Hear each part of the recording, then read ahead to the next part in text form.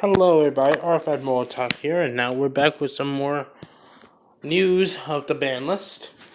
In case if you haven't already heard from some of your more popular YouTubers than not me, myself, and I. Clips Wyvern banned, blah blah blah blah, Rusty banned. Basically, the average Orcus combo is not going to end with a ridiculous 2 extra monster negations in the form of 2 Phantom Knight Fogblade anymore, because now Rusty's banned, so you can't pull off the combo. Eclipse Wyvern banned because of the Danger Thunder nonsense that was going on. Multi-Faker, I believe Multi-Faker was limited with the idea of doing a hard reset on the game. Or, who knows? Maybe they just didn't want people playing some of the old meta decks that were meta once upon a time. But Ultra Guys really never dominated like it used to. I don't know. Maybe Konami's just ready for people to invest in new stuff, and that's why they decided to do this. Black Dragon and White Dragon are hit. Spoilers alert. Blah blah blah blah blah. Both of the baby Chaos Dragons were hit because the Danger Thunder was abusing it way too much. Salad Boy, Gazelle, and Dragon Rulers. We all love Dragon Rulers, right? Yeah. Totally was a fair deck back in 2013, right? And in 2014, where they were all limited for like one format, and then they all got banned again because of number 95, I think it was, right? But yeah, Gazelle getting limited, card getting limited is going to hurt their consistency a lot. Yeah, Wyber Buster limited. Daigusto Emerald back to 1 is interesting. I mean, it gives a deck like Necros the additional ability to grind a little bit further. So now, using Unicorn in order to overlay and using Unicorn and Manju has purpose again, because now you can overlay into Exciton or Daigusto Emerald, because Exciton can help you break an entire board if necessary, which I think is, my personal opinion, Exciton is still a pretty useful card. Even in today's meta where you have a board with 5+ negates going up. But cards like Daigusto will give you the ability to grind even further into your deck. And again, they just help in the grind game a lot more. And we're going to get more into Necros later on when we get further down this list. Okay.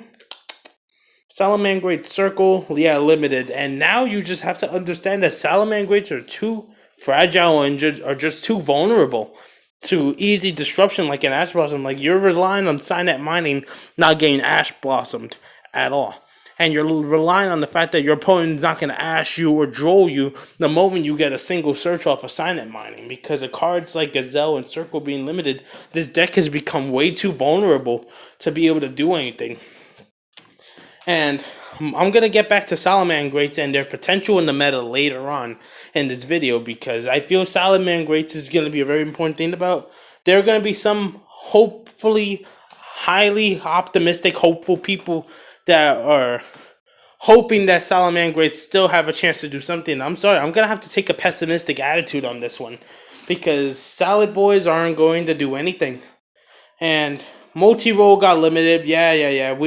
I honestly felt the cartridge has been flat out banned. Just end pure Sky Striker's existence.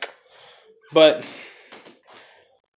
now that we have at least one multi-roll left, I'm going to spoil this right now. Engage didn't get hit in the ban list.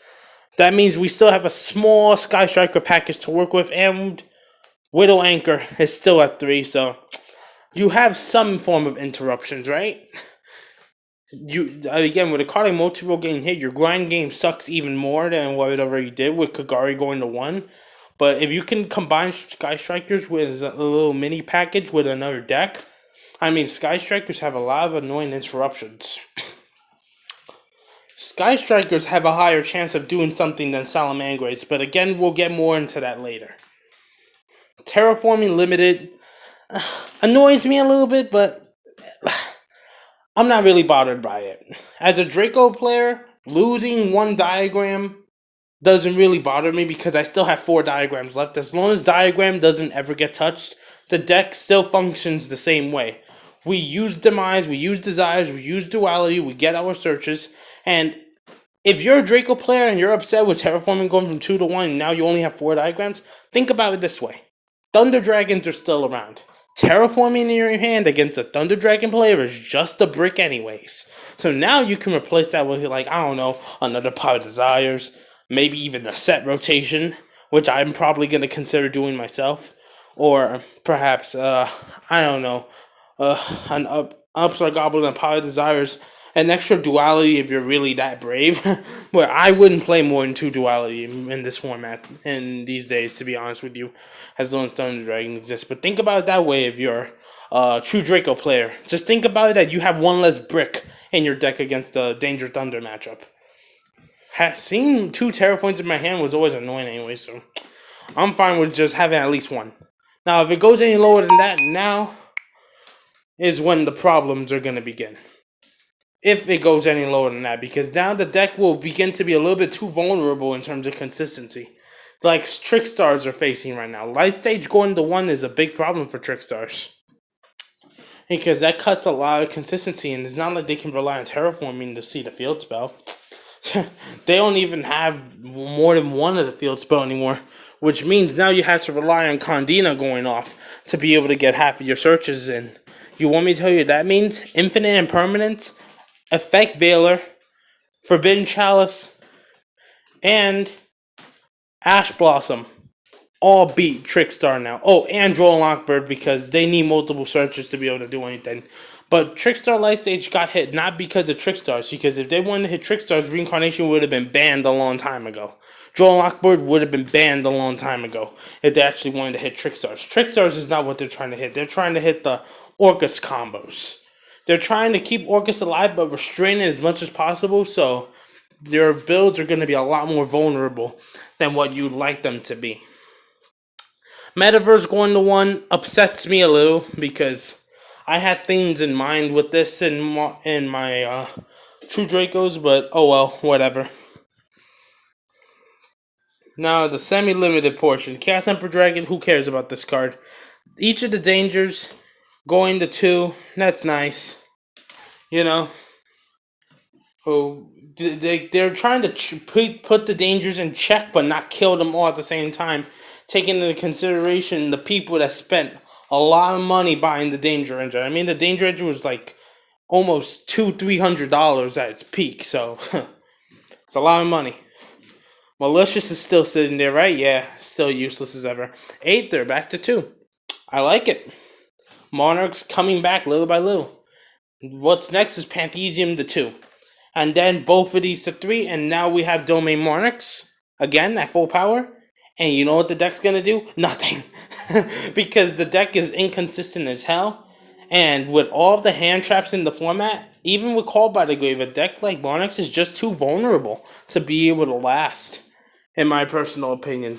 And it's not like you even have the luxury of playing a Mono Iwado or Inspector Border in your main deck. The Inspector Border of your deck is Majesty's Fiend, and you have to be able to at least get a Tribute Summon off.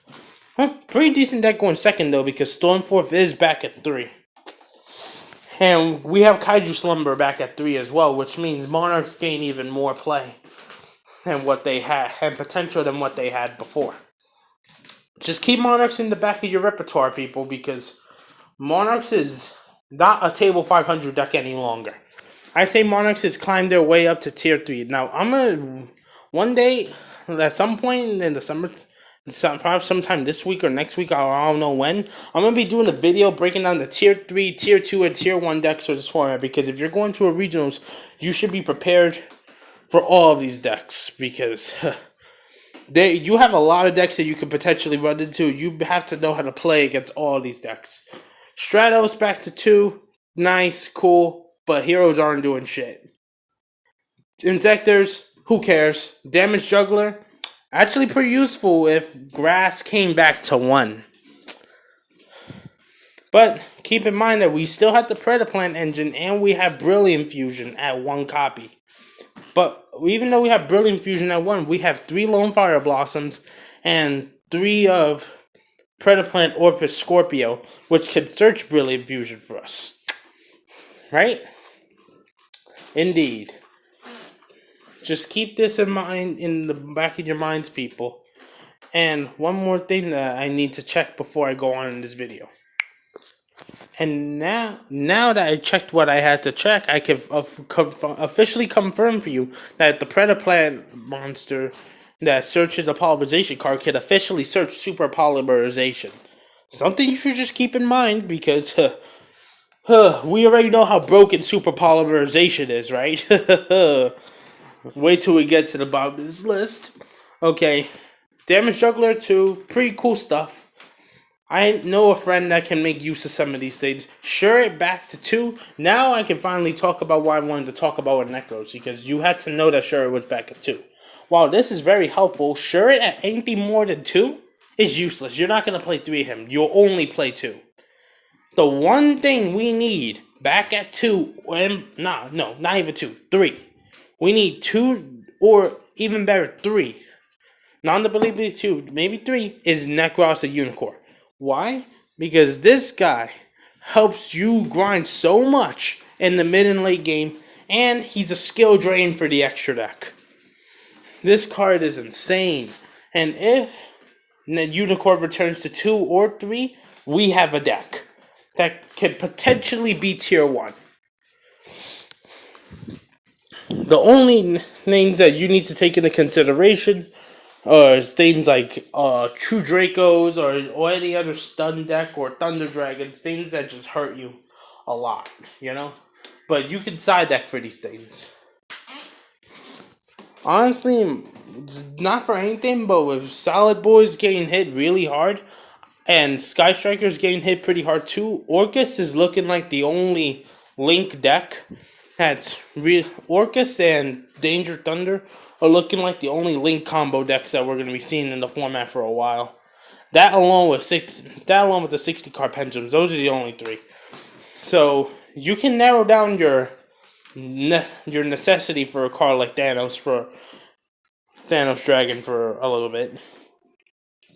When I say Thanos Dragon, I'm obviously talking about Phantasme. So, anyways, let's go on. Royal Tribute to 2. That's interesting because against Thunder Dragon, this card's shit. But if Thunder Dragon gets hit, and let's say you're going first against, I don't know, the average 60 card Pendulum player, and then you send their whole hand to the graveyard, and they have nothing but monsters, they're pretty much screwed because now they have to work with one card against a Gravekeeper deck. Like a card like Royal Tribute keeps your opponent in the cage of playing slow. That's what you want to do when you're playing Gravekeepers. Slow your opponent down and keep them in the cage. That's just how slow Yu-Gi-Oh works, right? Me raising my hand is anti-meta player. Anyways, let's go on. And this part is probably the most important part of this entire ban list. The first thing, Clipboard Scout. Clipboard's not going to do anything. I don't care that Scout is off the list. Okay, I don't care that Sacrifice has been back at 3 or 2 or 3 for a while now. I don't care about that card. I don't care about Scout. And Towers is garbage because of the way that the game is and how Link monsters can just destroy towers. I guess if you play Clifford Demise, that'd be the only decent variant that I'd be consciously aware of in this list that people are not really talking about. Cleastun is pretty strong if you know how to build the deck right, but the thing is, decks like Draco and even Barrier Statues are just way stronger. Luster Pendulum, 60 card Pendulum support. Pendulum just got better. Thanks a lot for giving Triff Gaming more of a reason to big mouth himself even more.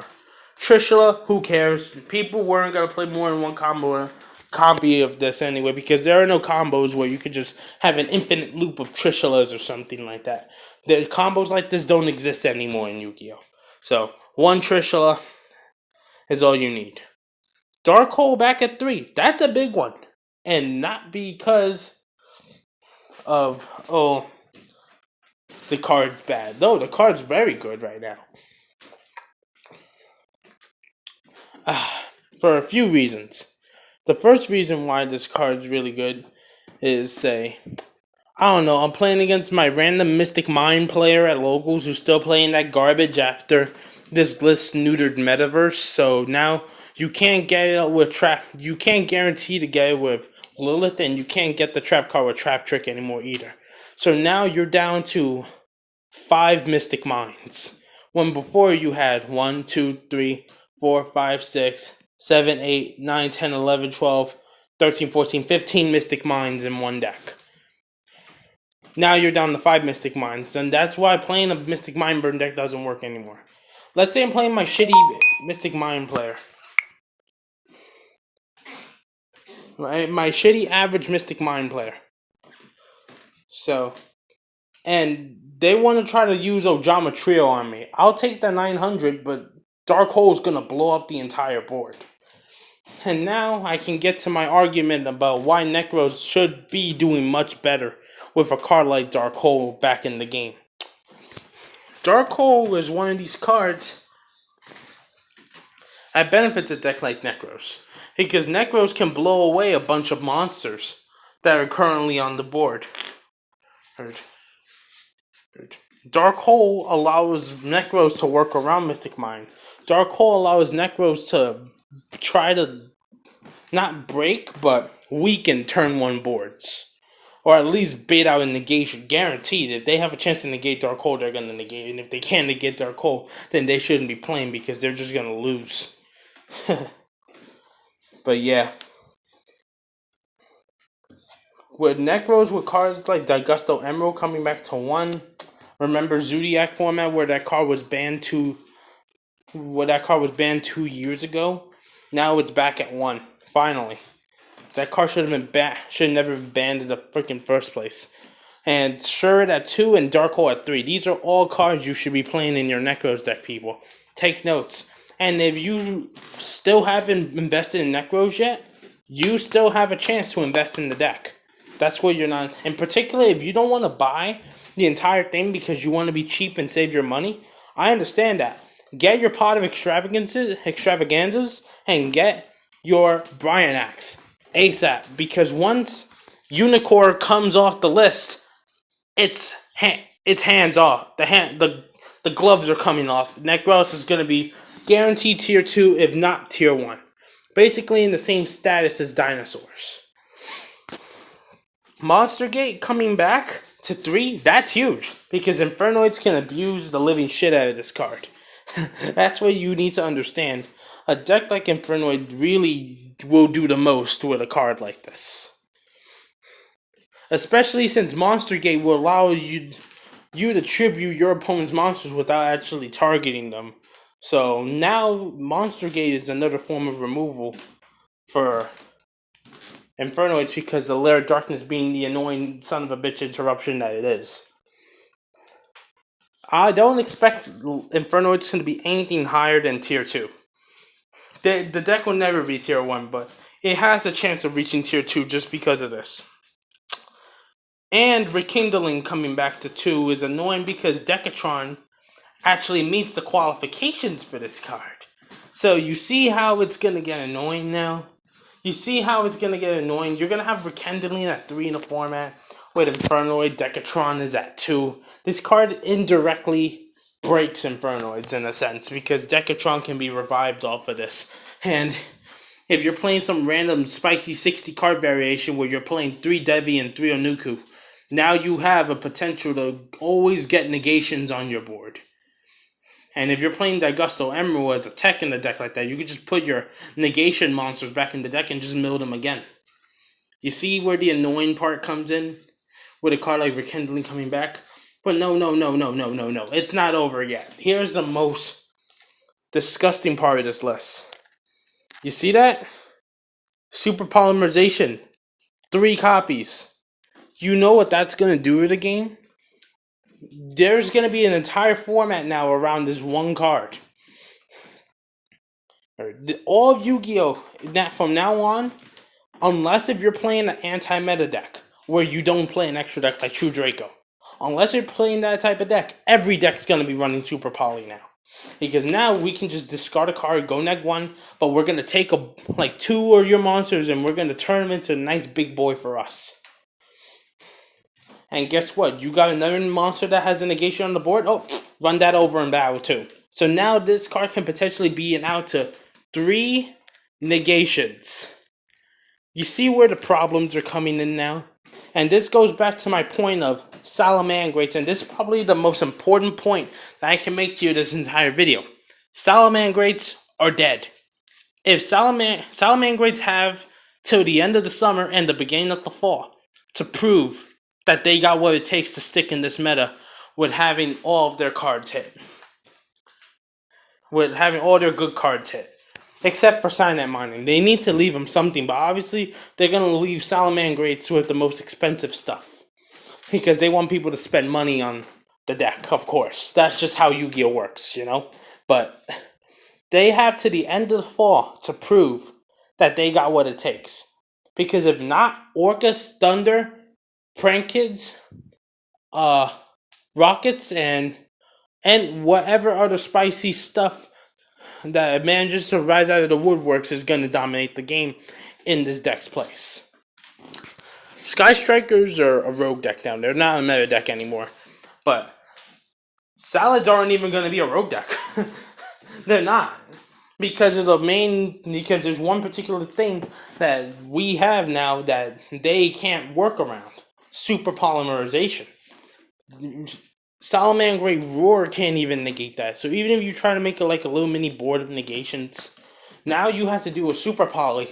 And the fact that I'm taking 2 of your monsters and I'm going to turn it into a big boy for myself, and you can't negate anything. And at this point, I can just keep poking you with my big boy. I don't even have to use another card in my hand. Just keep poking you with my big boy. Boom, boom, boom, boom, boom. And Infernoids are going to have an amazing matchup against Salad Boys. Because Lair of Darkness is going to make everything dark. And all we got to do is bait out the Roar or the Rage, whatever you got on the board. All we got to do is bait it out, which is easy. Because we have a lot of resources. All we got to do is bait out your Roar or your Rage, activate Lair of Darkness, Super Polymerization, discard 1 card, take your shit, make Starving Venom Fusion Dragon, and it's GG. Because the moment you kill this, your stuff dies.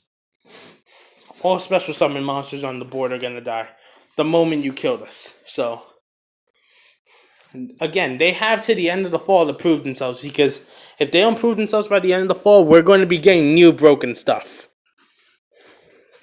That's going to basically overshadow Salad Boys and make people forget about the deck entirely. The next thing, which is not really important to you, it's more of an importance to me, is Solemn Judgment. Because a card like this basically allows me to have additional interruptions while playing True Draco. You know, card demise, I'm just going to draw more cards. And let's say I'm running like 3 Solemn Judgments, and I draw 2 of them in the middle of my drawing spree. My drawing of lot spree. And I set 2 Solemn Judgments, a monster up there, and I get a True Draco monster on board. And I flip monster up, then I have 2 Judgments to back me up. What's your plan? Because it's not going to be easy for you to break that board. Because even, let's say you have the Super Polymerization, I can't negate Super Poly. I cannot negate the Super Poly, but I have a Monarch's Erupt face up on the board already, right? So you're not going to be able to use monster effects. Sure, you get to take one of my monsters, but guess what? True King's Return is also a card. And True King's Return is going to allow me to bring my monsters right back for defense. And Solemn Judgment's just going to stop whatever else you try to do. Because Super Poly is not enough against a deck like Draco. You need a follow-up. You know? You need to have something else to follow up your plan. This video is probably going to go on to 25 minutes. But just to summarize everything that happened in the video. Sky Strikers, no longer meta, but a rogue deck. Salad Boys, basically dead. Unless they prove themselves by the end of the summer, at least. They have to try to prove themselves before the end of the summer. Because if they don't, they're just going to get forgotten about and shoved away like Monarchs were by the end of 2016. Monarchs were basically forgotten by this point. But now, Monarchs, ironically, have a new lease on life with a card like Aether coming back from 1 to 2. And if she goes from 2 to 3, now there's a problem because combos are going to be viable again.